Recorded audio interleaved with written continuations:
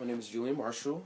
I am a senior from Loyola, from Kansas City, studying political science with minors in English and Black World Studies. Our life, I've always been an advocate for equity and liberation. It's central to who I am. It's central to what I do, and understanding the power structures of the world and how folks have ended up in situations where they're not getting the same access and opportunity as the next person has always been something that's extremely important for me.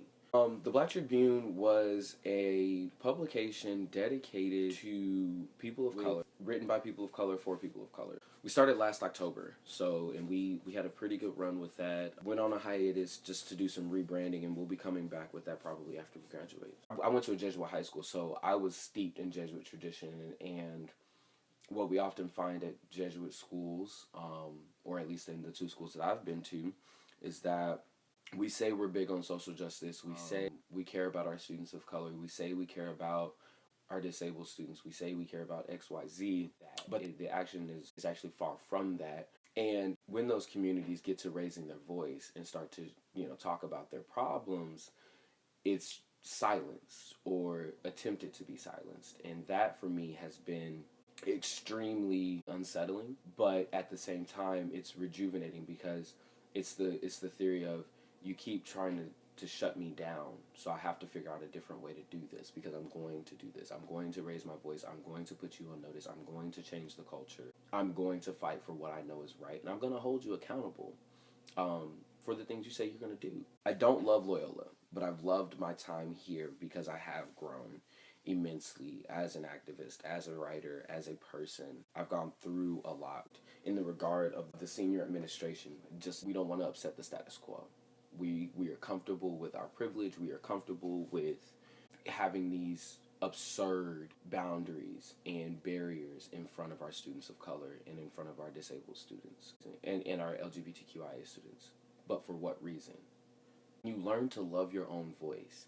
In people telling you, not now, not now, not now, not now, or we're not doing this, or this is not in our wheelhouse, or this is unacceptable, you're kind of left with your own ideas and thoughts, and you're left with your own values and moral systems, and you fall in love with that, and it makes you even stronger because now you're unapologetic about it. If we have more students of color, disabled students, it doesn't solve the problem of there still being barriers, there still being unequal access and unequal opportunity.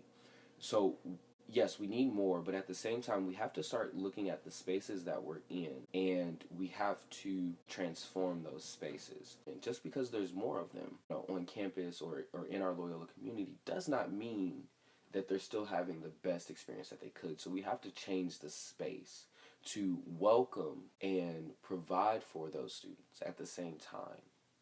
There are going to be challenging times in anyone's college career, but it's not the challenge that make us who we are. It's how we deal with those challenges and how we move through them that make us better people, that make for a better world.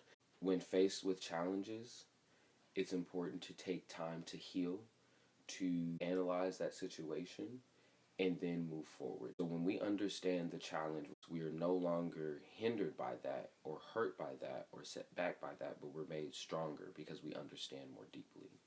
I want to stay in Chicago. I want to go teach in high schools and teach English, and then eventually get back to the professorate after I get my degree.